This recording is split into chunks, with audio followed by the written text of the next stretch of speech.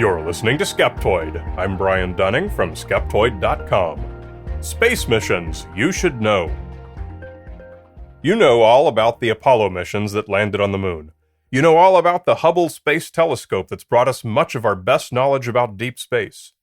And you're certainly a huge fan of Spirit and Opportunity, the twin Mars rovers designed to survive 90 days, but one of which, Opportunity, has already exceeded its lifespan by nearly 13 years and is still cranking along.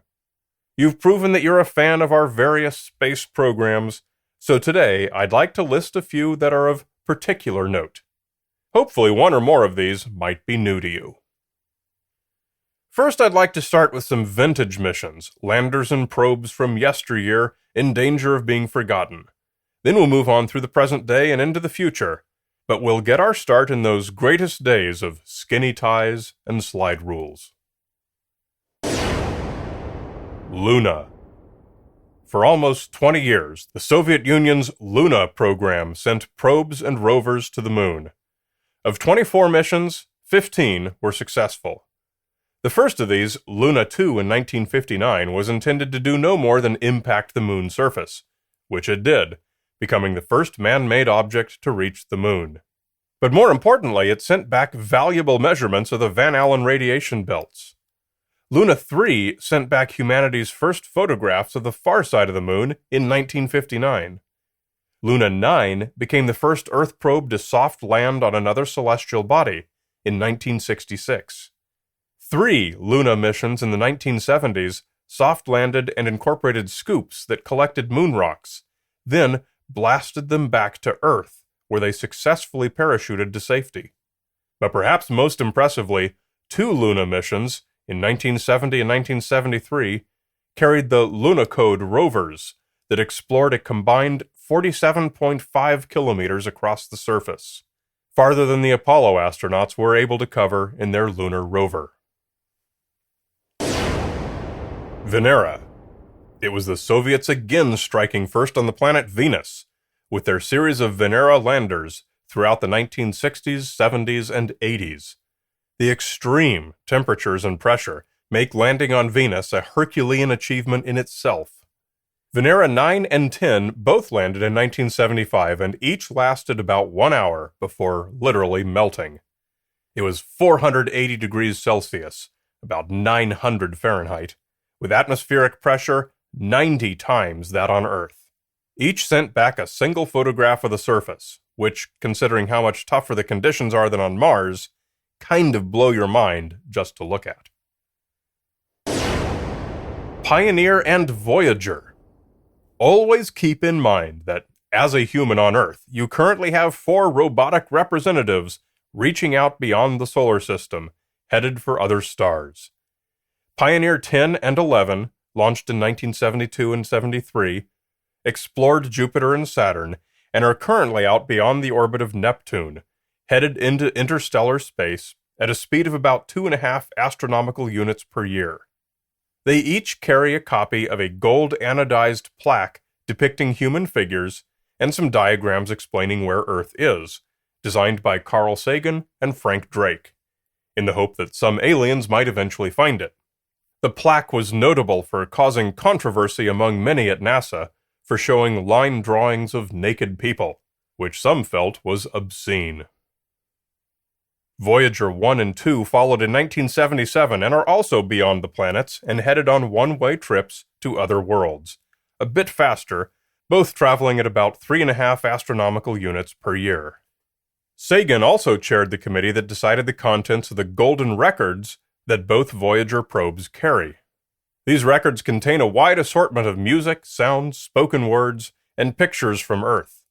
Instructions printed on the record show how to play it, and at a speed given in terms of the time it takes for hydrogen to transition from one state to another. It's one of my favorite examples of the glory of science, how all intelligent beings are connected through our ability to decode the natural world, across interstellar space, even across galaxies. Cassini.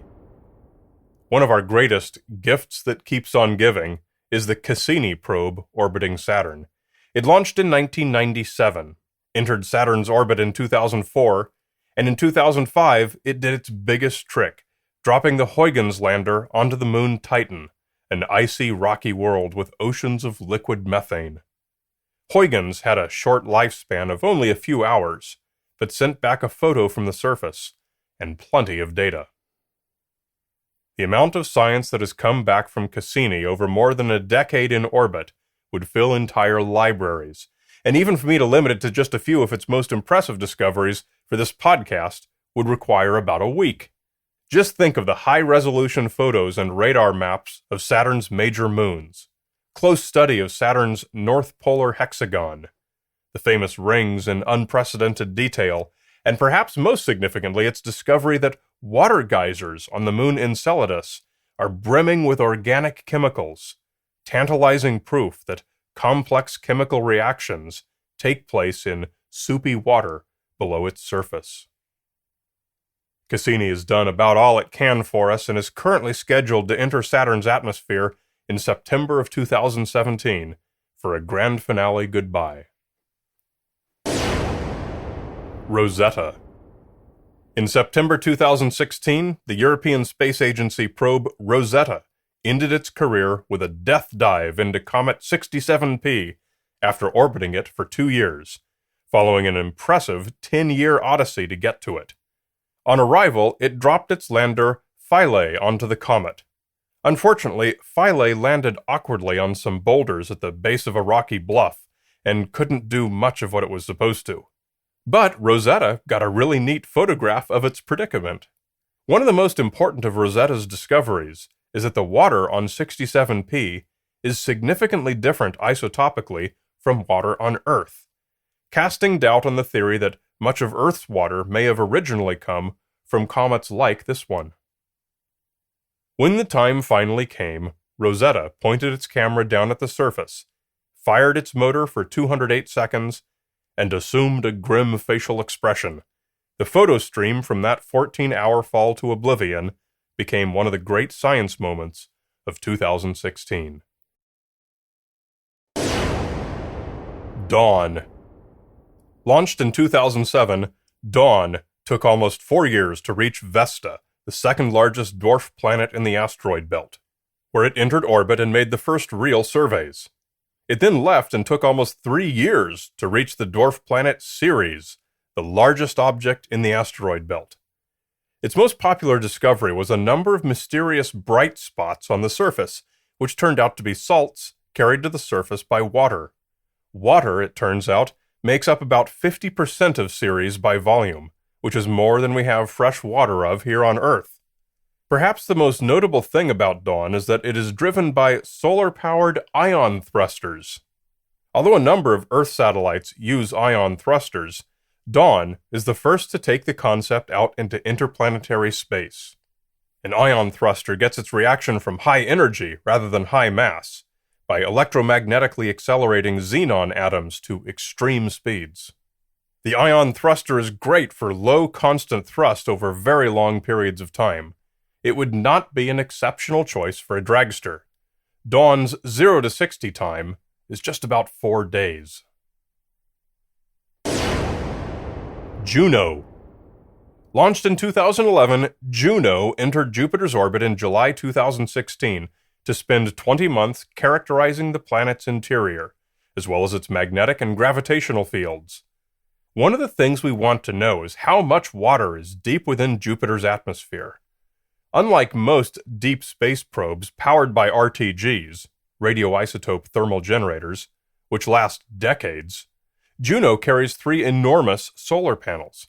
They're big enough to collect solar radiation even as far out as Jupiter, and also to provide crucial stability to the spacecraft. It's scheduled to complete its mission and deorbit into Jupiter in 2018.